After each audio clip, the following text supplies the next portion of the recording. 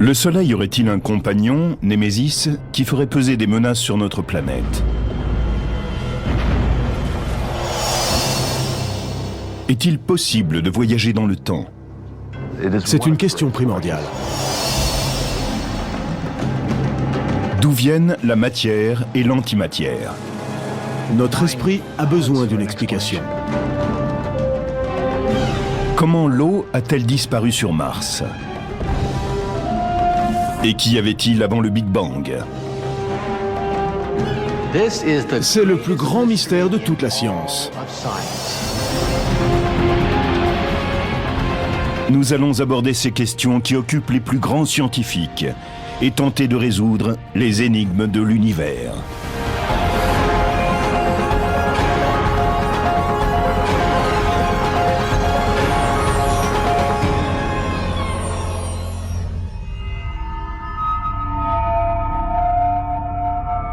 L'une d'entre elles nécessite que les hommes qui désirent continuer à vivre sur leur planète y soient particulièrement attentifs.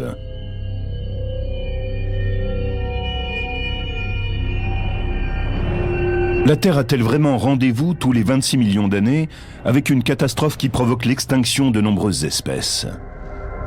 Et dans ce cas, quelle est l'origine de ce cataclysme qui se reproduit périodiquement?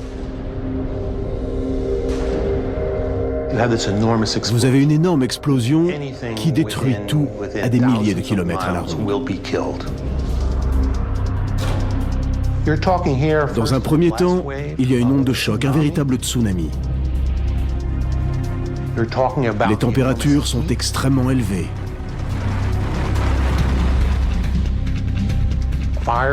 Des incendies se déclarent sur toute la surface du globe. Puis vient l'obscurité. Il y a plusieurs millions d'années, d'énormes objets ont frappé la Terre et provoqué de véritables désastres.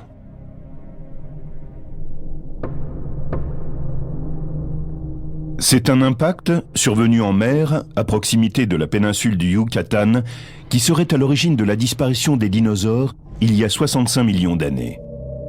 Mais ce n'était pas la première extinction de masse, et ce ne sera probablement pas la dernière. Ce n'était pas la plus importante de tous les temps. Cette extinction s'est produite au cours de l'époque permienne. À ce moment-là, 95% des espèces océaniques et 80% des espèces terrestres ont disparu. Des événements aussi dramatiques s'étaient déjà produits. Certains spécialistes pensent que ces phases de destruction ont lieu régulièrement, selon un calendrier précis. Certains paléontologues ont découvert un phénomène assez étrange. Ils se sont aperçus que les grandes extinctions, comme celle qui est à l'origine de la disparition des dinosaures, ne sont pas survenues de façon aléatoire. Elles semblent se produire selon un schéma régulier. C'est très surprenant. Ce phénomène apparaît tous les 26 millions d'années. Cela nécessite une explication. L'astrophysicien Richard Muller pense que ce cataclysme périodique pourrait s'expliquer par la présence d'une étoile naine très peu lumineuse, située en embuscade sur les bords du système solaire. Une étoile qu'il a appelée Némésis.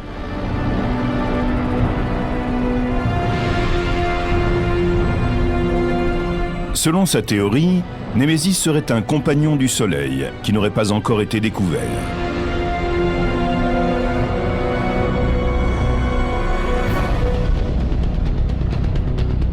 Elle serait à une distance d'1 à 3 années-lumière du centre du système solaire et se déplacerait selon une orbite elliptique excentrique. Quand Némésis, tous les 26 millions d'années, arrive au plus près du Soleil, son orbite traverse le nuage de Oort, qui est une assemblée de comètes entourant le système solaire et formant comme sa frontière. C'est au cours de cette phase que le système solaire devient particulièrement chaotique. À ce moment-là, Némésis est très proche des comètes et elle perturbe leurs orbites. Selon la théorie de Muller, la perturbation gravitationnelle provoquée par cette petite étoile amène les comètes qui étaient restées longtemps tranquilles à partir à la dérive dans le nuage de Oort. Poussées vers le Soleil par la force de gravitation, des millions de comètes sont ainsi projetées à travers le système solaire. Inévitablement, une poignée d'entre elles croise le chemin de la Terre et entre en collision avec elle, provoquant ainsi des extinctions massives.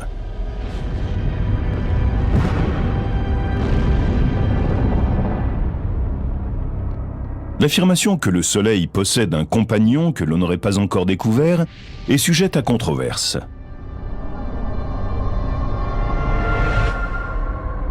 De nombreux spécialistes pensent que le Soleil est une étoile solitaire, qui n'a pas de compagnon. Mais dans l'univers, la plupart des étoiles assemblées par la force de gravitation forment un système binaire, voire ternaire.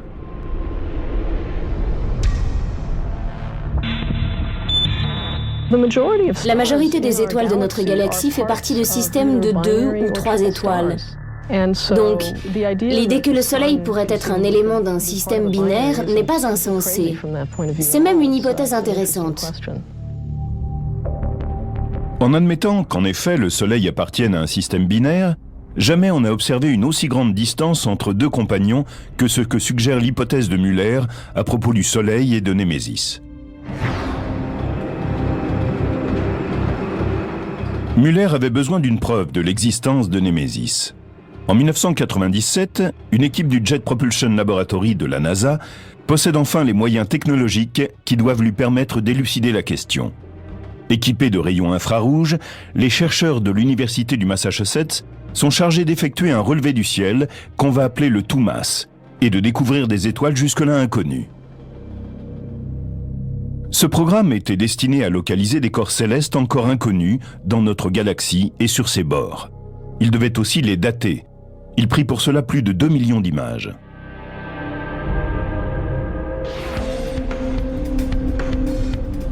Si Némésis se trouvait quelque part, on aurait dû la repérer. Mais rien n'a été détecté qui corresponde à la description de Muller. Nous avons cherché avec beaucoup d'attention cette étoile, Némésis, et nous ne l'avons trouvée nulle part. Mais Muller n'est pas surpris que la mission TOUMAS n'ait pas trouvé sa Némésis. Si Némésis est une étoile brillante comme le Soleil, il doit y avoir entre eux une distance de près d'une année-lumière, afin que l'orbite de Némésis dure 26 millions d'années. Son mouvement est très faible, il n'est donc pas étonnant qu'elle ait échappé aux chercheurs d'étoiles conventionnelles. Il se peut aussi que Némésis soit une naine brune. Ces étoiles sont beaucoup plus petites que les naines rouges et possèdent une orbite très excentrique. Une naine brune se déplacerait la plupart du temps loin de la Terre, hors de portée du regard des astronomes.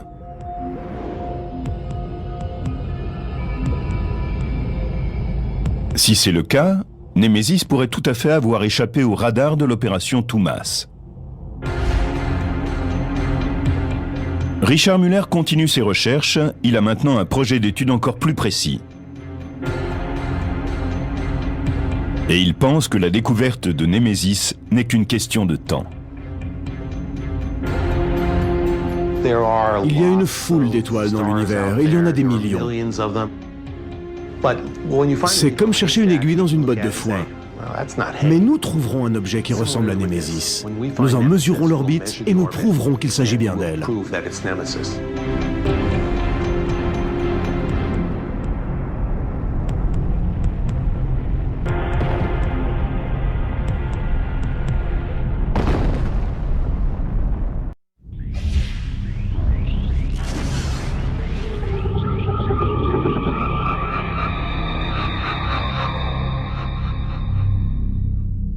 Parmi toutes les énigmes de l'univers, la plus séduisante et la plus controversée est peut-être la possibilité de voyager à travers le temps.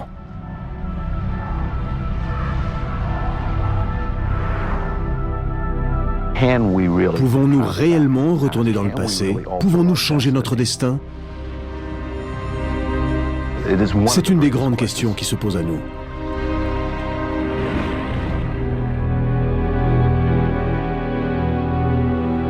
En 1955, Ronald Mallett n'avait que 10 ans quand son père meurt d'une crise cardiaque.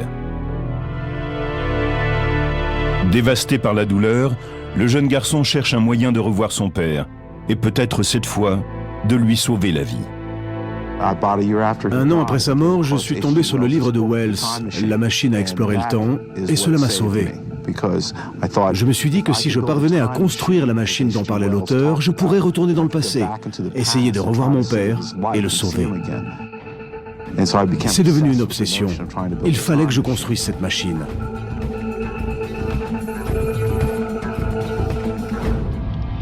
Messieurs, il s'agit de voyager dans le temps. La machine à explorer le temps est une œuvre de fiction. Mais Ronald Mallett découvre bientôt qu'une branche de la science soutient l'hypothèse du voyage dans le temps. Et la principale figure dans ce domaine n'est nul autre qu'Albert Einstein. Einstein a élaboré une théorie selon laquelle l'espace et le temps sont liés. L'espace-temps serait comme un tissu ou une feuille de papier. Selon la théorie de la relativité générale, un objet massif tel une planète, une étoile ou un trou noir déformerait le tissu de l'espace et du temps. En fait, Einstein pensait que la gravitation, la force qui nous lie à la Terre et qui maintient la Terre dans l'orbite du Soleil, n'est qu'un effet de cette déformation.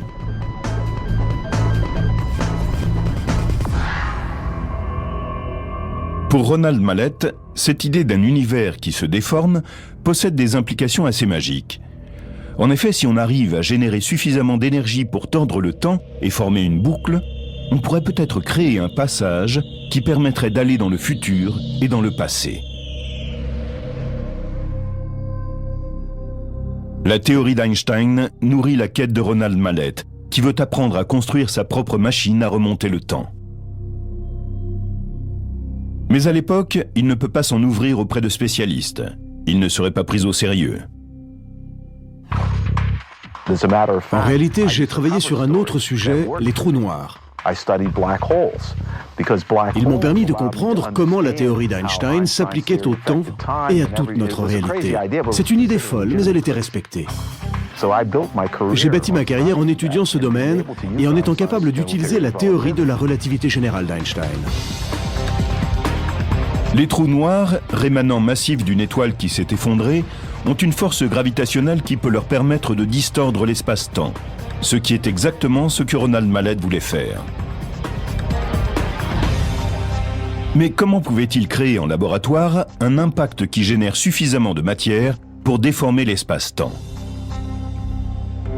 Pour trouver l'inspiration, Mallett se tourne de nouveau vers Einstein et vers son équation la plus célèbre, E égale mc2, qui montre que la matière et l'énergie sont des formes différentes de la même chose. Si l'on suit la théorie d'Einstein, la lumière qui est de l'énergie devrait pouvoir déformer l'espace-temps comme le fait un objet qui a une masse. Nous sommes habitués à l'idée selon laquelle la force de gravitation est créée par la matière. Mais selon la théorie d'Einstein, la lumière peut créer de la gravitation. C'est là-dessus que se base mon travail. En d'autres termes, si la gravitation peut affecter le temps et que la lumière peut créer la gravitation, la lumière peut affecter le temps.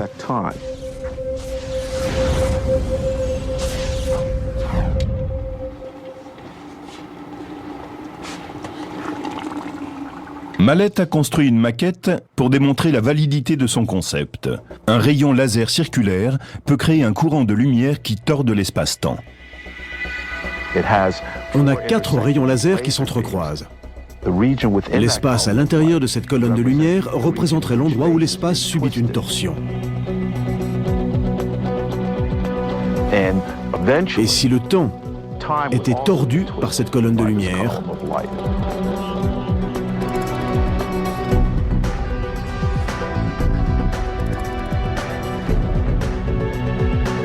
eh bien cela nous permettrait de retourner dans le passé.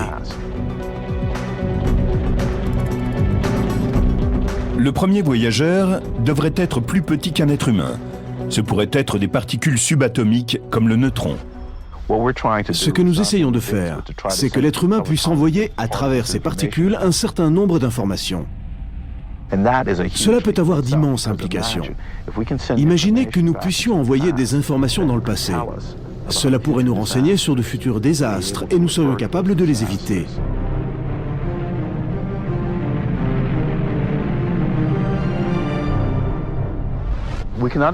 Pour comprendre comment le rayon laser circulaire peut tordre l'espace-temps, faisons une comparaison grâce à cette tasse de café.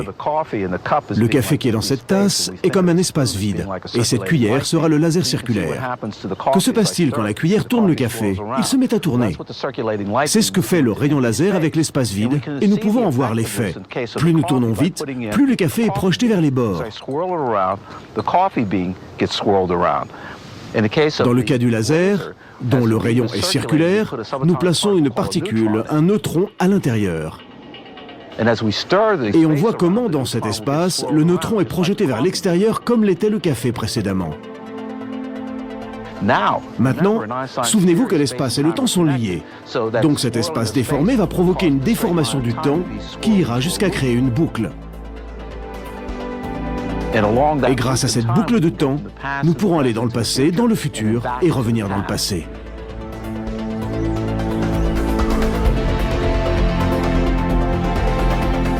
La science-fiction a décrit des machines à explorer le temps qui permettent de voyager librement dans le futur et dans le passé.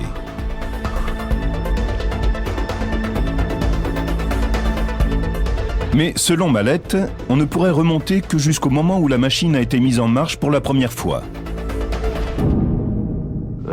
Si je mets l'appareil en marche aujourd'hui et que je le laisse allumer pour des siècles, quelqu'un pourra, dans 100 ans, voyager 75 ans en arrière, ou 50 ou 25. Il pourra remonter jusqu'au moment où j'ai fait démarrer l'appareil, mais pas avant, puisqu'avant, il n'avait pas d'appareil, et que c'est lui qui crée ce passage. Autrement, le voyageur n'aurait pas la possibilité de se matérialiser à l'intérieur. Cette restriction signifie que la machine à explorer le temps de Ronald Mallett ne lui permettrait pas de remonter jusqu'en 1955 pour sauver son père. Pour y arriver, il faudrait disposer d'une technologie venue d'un autre monde. Pourquoi une civilisation extraterrestre avancée n'aurait-elle pas mis en marche il y a des milliers d'années une machine à explorer le temps ? Nous pourrions alors utiliser leur technique pour retourner visiter notre passé le plus ancien. Même si nous avions su voyager dans le temps il y a plusieurs siècles, nous serions toujours face à la même limite.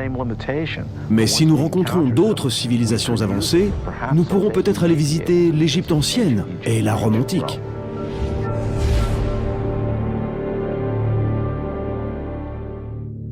Pour l'instant, Ronald Mallett se consacre à la construction de sa machine à explorer le temps. Ce projet exige de rassembler 250 000 $ simplement pour démarrer.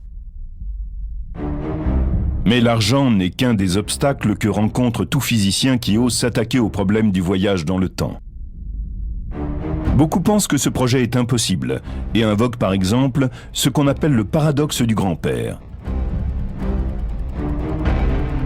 Imaginez, vous remontez dans le passé et vous tuez votre grand-père avant qu'il ne rencontre votre grand-mère. Dans ce cas, vous n'auriez jamais pu naître. Donc il ne vous serait plus possible de revenir dans le présent. Une boucle est créée de ce qui est possible et impossible, et de ce qui s'est passé et de ce qui ne peut plus se passer. Mais selon Ronald Mallett, les progrès récents de la physique permettent de penser que ce paradoxe ne constitue pas vraiment un problème. De nombreux physiciens à l'heure actuelle sont convaincus que notre univers n'est qu'un des nombreux univers parallèles existants. Donc en retournant dans le passé, nous pourrions entrer dans un univers parallèle ou changer certains événements anciens sans affecter l'univers présent. Nous pensons que le fleuve du temps peut connaître des tourbillons. Grâce à eux, vous pourriez remonter dans le passé et rencontrer vos parents avant même votre naissance. Ou vous partagez entre deux courants et changer le passé pour créer un univers alternatif. Aujourd'hui, ces théories sont à la pointe de la physique moderne.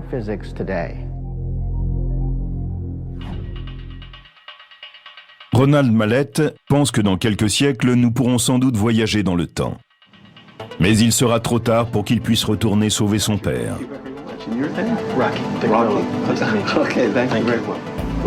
Rappelez-vous que cet espace est présent tout autour de nous. Malgré tout, il a peut-être ouvert aux générations futures une porte vers un nouveau monde.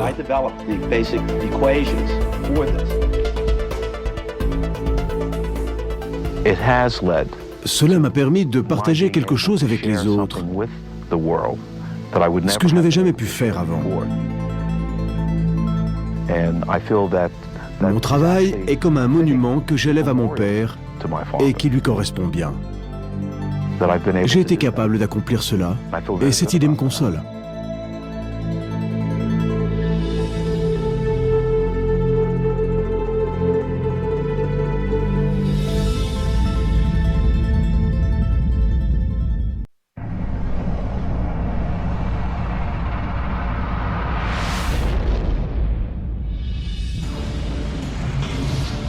À la naissance de l'univers,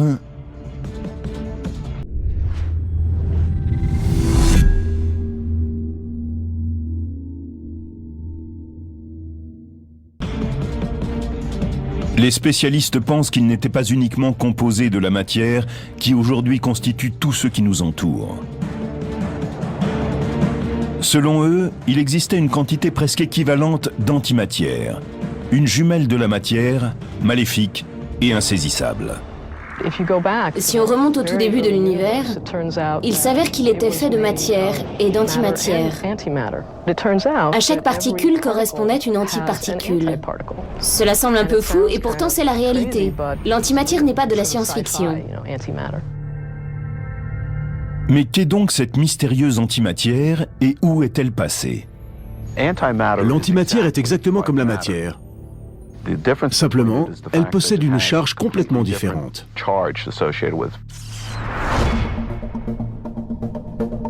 La matière est composée d'atomes, faits de particules subatomiques, comme les électrons chargés négativement et les protons chargés positivement. L'antimatière représente exactement le contraire. Ces deux éléments ont la même masse, mais des charges électriques opposées. Le proton est une particule chargée positivement, c'est le noyau de l'atome. L'antiproton serait donc un proton chargé négativement, qui aurait la même masse que le proton. Dans l'univers, les particules et les antiparticules sont poussées les unes vers les autres. On pourrait croire qu'elles sont dans une relation vouée à l'éternité. Mais à chaque fois que la matière entre en contact avec l'antimatière, la réaction est la même. Elles s'anéantissent l'une l'autre. Imaginez deux vaisseaux spatiaux lancés à toute allure à travers l'espace vers une collision inévitable. L'un est fait de matière régulière. L'autre est un vaisseau d'antimatière construit par une ancienne civilisation extraterrestre. Le choc serait spectaculaire. Et les enquêteurs envoyés sur ce crash cosmique n'auraient aucun débris à examiner. La matière et l'antimatière disparaissent, il n'y a plus rien. Mais l'énergie, elle, ne disparaît pas. Elle émerge à nouveau sous forme de deux rayons gamma pleins d'énergie, les photons. La quantité d'énergie renfermée dans une si petite masse est assez stupéfiante. Si vous prenez de la matière et de l'antimatière et que vous les combinez, le résultat est explosif. L'une des plus grandes sources d'énergie de l'univers est la collision de matière et d'antimatière. Ne mettez jamais d'antimatière dans votre poche si vous êtes conscient de ce qui est bon pour vous.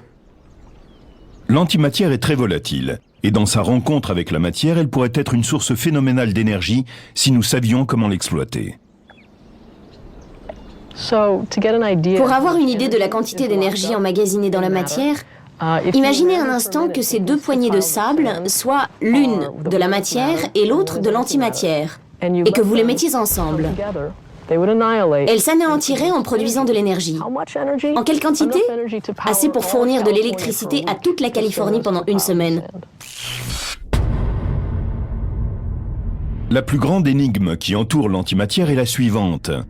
S'il y avait des quantités à peu près égales de matière et d'antimatière au début de l'univers, où est passée aujourd'hui l'antimatière? Une des plus grandes énigmes de l'univers concerne notre jumelle maléfique, l'antimatière. Que lui est-il arrivé? Où que nous regardions dans les cieux, nous voyons de la matière, mais pas d'antimatière. Il y en a juste une petite quantité qui sort du centre de la Voie lactée.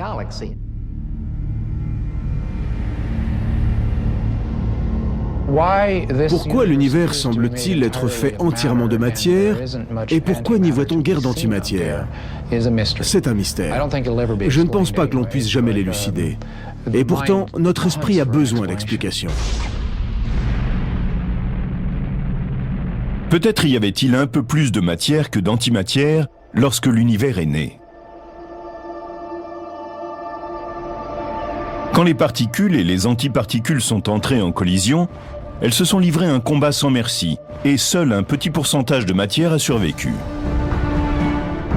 Ces particules représentent les vétérans de notre plus vieux champ de bataille. Pour 1 milliard d'antiprotons, nous avons besoin d'1 milliard et 1 proton. Le milliard d'antiprotons détruit le milliard de protons. Et il nous reste 1 proton.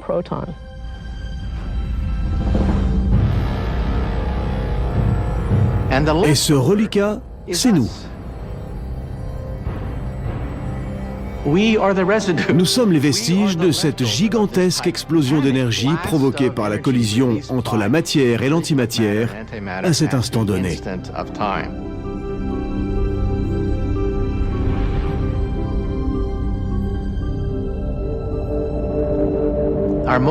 Les théories les plus avancées ne peuvent expliquer pourquoi il y avait au départ ce déséquilibre entre la matière et l'antimatière.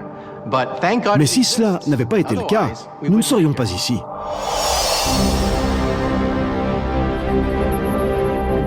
La matière l'a emporté et a fabriqué tout ce que nous voyons autour de nous.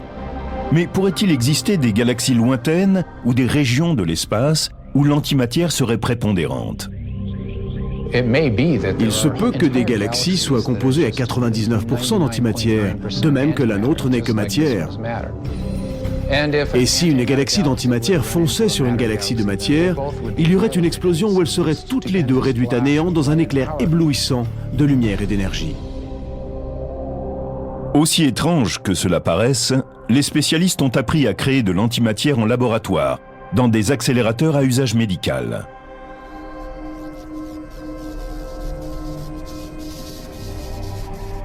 Des particules d'antimatière issues de matériaux radioactifs sont injectées dans le corps pour effectuer une tomographie du cerveau. C'est ce qu'on appelle un PET scan. Beaucoup de gens ne réalisent pas que quand ils vont à l'hôpital pour un PET scan, on leur injecte une source d'antimatière. Le P de PET correspond à positrons. Or, les positrons sont des anti-électrons. On les injecte dans une partie du corps et on essaie de comprendre ce qui s'y passe. Quand un positron trouve un électron, très vite, ils s'annihilent entre eux. Les rayons gamma quittent le corps et sont alors détectés. Ils se concentrent dans une partie du cerveau où il y a une activité mentale. Ensuite, nous pouvons détecter l'émission de radiation de positrons. Cela permet aux tomographies du cerveau de nous présenter des photos magnifiques du cerveau en train de penser. Et c'est l'antimatière qui permet cela. L'antimatière a permis de percer les secrets du cerveau humain, qui doit à son tour comprendre l'énigme de l'antimatière. Nous ne savons pas pourquoi l'univers est fait de matière et d'antimatière. Mais rien qu'en posant la question, nous avançons déjà. Chaque chose en son temps.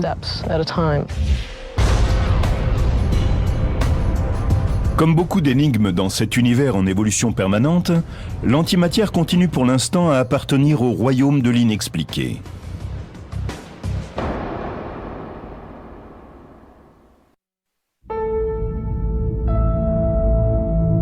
Mars a toujours eu partie liée avec le mystère.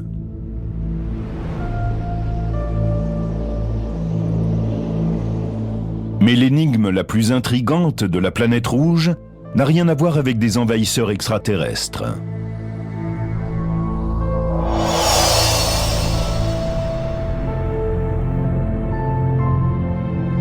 D'après certaines preuves scientifiques, Mars autrefois ressemblait à la Terre, car elle possédait un élément clé pour que la vie puisse exister, l'eau. L'eau existe en abondance sur Mars. Nous trouvons des preuves de l'existence de courants et un tout petit peu de vapeur d'eau dans l'atmosphère. Il y a même des paysages qui ressemblent à d'anciennes vallées fluviales et à des plaines alluviales. C'était autrefois une planète tropicale avec des océans et des mers. Mais toute cette eau a disparu. Comment l'eau sur Mars a-t-elle pu ainsi s'évanouir? Et pourquoi? Les astronomes unissent leurs efforts pour résoudre cette énigme. Certains indices géologiques collectés par les missions spatiales laissent penser qu'il y a 3,5 milliards d'années, la surface de Mars aurait changé de façon radicale. La planète, autrefois tempérée, serait alors devenue un endroit glacial, sec, d'où l'eau avait disparu. Mais cela ne nous indique pas où cette eau était localisée, ni pourquoi elle s'est évaporée. Mars n'a plus d'eau depuis très longtemps. Je veux dire depuis des milliards d'années.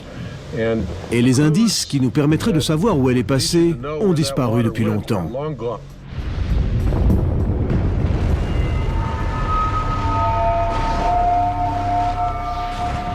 Une série d'événements semble avoir changé radicalement le paysage de Mars. La planète a connu une période volcanique intense, au cours de laquelle la lave s'est répandue à la surface. Quand cette phase s'est achevée, le cœur de fer en fusion s'est solidifié. Les spécialistes ignorent pourquoi, mais très vite ensuite, Mars a perdu son champ magnétique et sa couche protectrice d'ozone. L'atmosphère était exposée à des vents solaires produits par le Soleil qui étaient assez puissants. Durant des millions d'années, les vents solaires ont balayé sauvagement la planète et décapé toute l'atmosphère qui pouvait rester. Mais la vapeur d'eau tombée autrefois sous forme de neige et de pluie a échappé au petit champ gravitationnel de la planète. L'eau est apportée dans l'atmosphère sous forme de vapeur d'eau. Elle est bombardée par des rayons ultraviolets qui peuvent diviser l'eau, H2O, en hydrogène et oxygène. L'hydrogène, qui est le gaz le plus léger que l'on connaisse, dérive jusqu'à la limite extérieure de l'atmosphère. Et là, il est balayé par les vents solaires.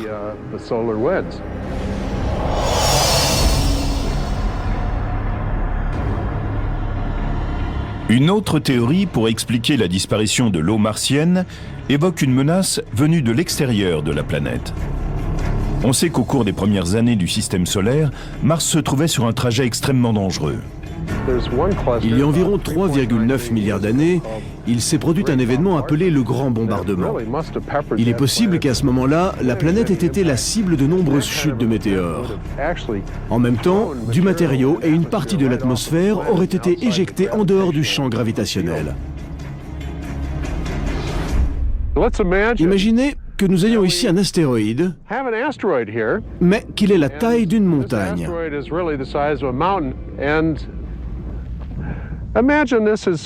Maintenant, voici qu'il file dans l'espace à très grande vitesse. Nous parlons ici de dizaines de milliers de kilomètres par heure. Admettons donc qu'il fonce comme une flèche et...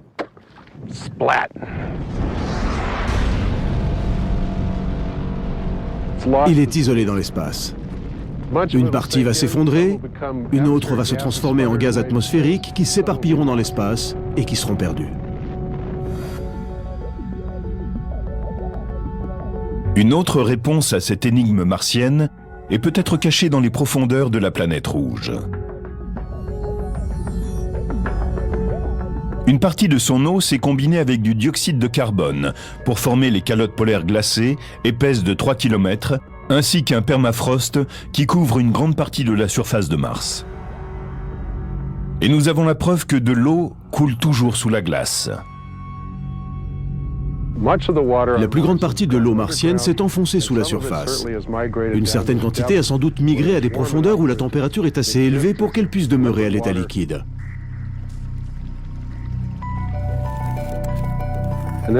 Dans un environnement plus froid, l'eau a gelé en une cryosphère. Et la surface s'est desséchée, car après avoir traversé le sol, l'eau s'est évaporée dans l'atmosphère.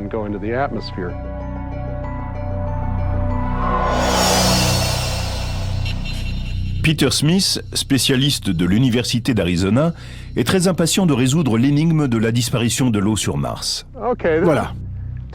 Je creuse ici pour vous montrer ce qui se passe quand on arrive en dessous de la toute première couche qui compose la surface et qu'on descend encore un peu. Parce que c'est exactement ce que nous allons faire sur Mars. Peter Smith est le principal chercheur de la NASA pour la mission Phoenix sur Mars. Cette sonde robotique n'a qu'un seul objectif, se poser sur Mars et suivre la trace de l'eau. Qu'est-il arrivé à cette eau? Elle a pu geler et se transformer en de la glace souterraine ou en eau liquide au sein d'aquifères. C'est ce que nous allons chercher en utilisant des ondes radio, des radars, afin de pénétrer la surface et de localiser ces réservoirs d'eau.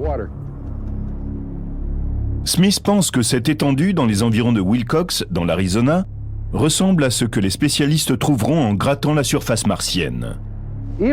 La surface est salée et desséchée, mais à 12 cm de profondeur, on trouve une argile très humide qui est comme un réservoir d'eau.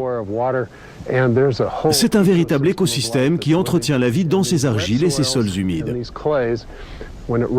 Quand il pleut, l'eau reste en surface et l'on peut observer de petites flaques où sont emprisonnées des crevettes que l'on retrouve aussi dans le sol. Nous pensons que dans certaines régions de Mars, on trouve la même chose sous la surface, en particulier dans la zone de permafrost. Pourrions-nous découvrir un écosystème semblable aux alentours de la glace qui a fondu avec les changements de climat? Et pourrait-il abriter certaines formes de vie martienne?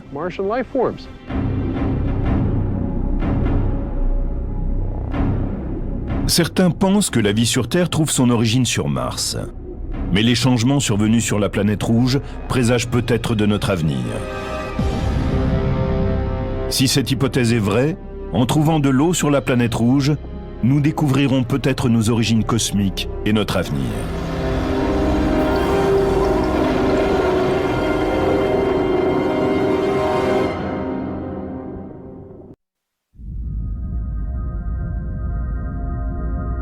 En ce qui concerne notre univers, nos connaissances seront bientôt dépassées par ce que nous avons encore à apprendre. Mais il nous reste à résoudre la plus grande de toutes les énigmes de l'univers. Y avait-il quelque chose avant le Big Bang? Ou est-il réellement au commencement de tout? Et dans ce cas, quelle est l'étincelle qui a tout déclenché? C'est le plus grand mystère de toute la science. Qu'est-ce qui a déclenché la création elle-même? Il y a une immense faille dans la théorie du Big Bang. C'est que nous n'avons aucun indice sur ce qui a bien pu déclencher le Big Bang.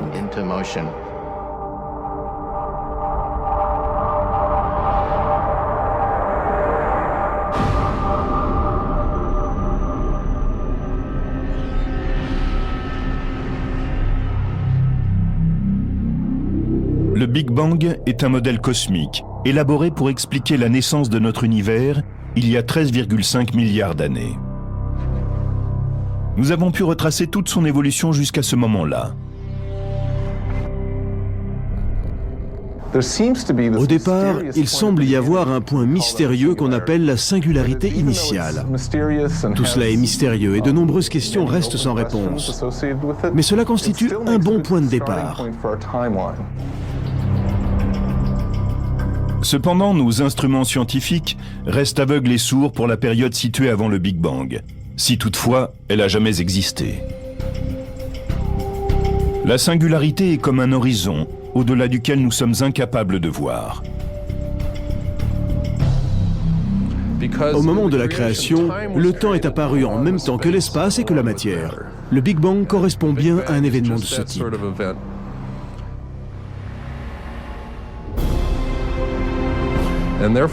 Et il est impossible de savoir ce qui a bien pu se passer avant cela.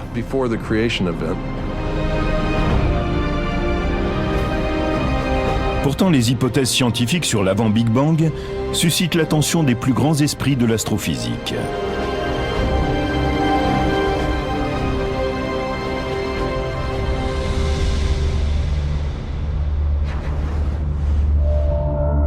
Certains théoriciens pensent que notre univers fait l'expérience de grands Big Bang à intervalles réguliers.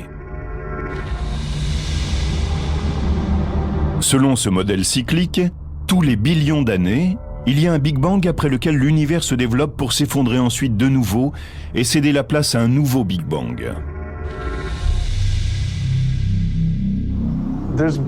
Il existe des voies intéressantes qui peuvent nous mener à l'histoire de l'univers antérieur. La fin d'un univers peut générer le début d'un autre. Il se peut qu'il n'y ait jamais rien eu d'antérieur au Big Bang et qu'il n'y ait jamais eu non plus de créateur.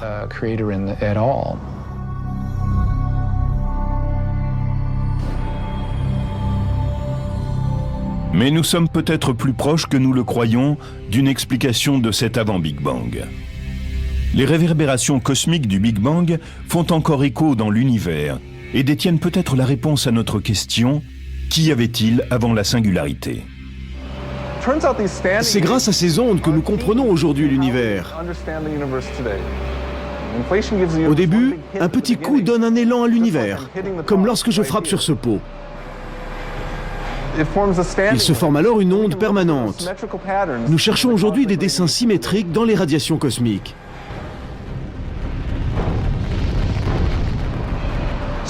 Nous envoyons nos satellites, nous observons la radiation, les ondes symétriques permanentes.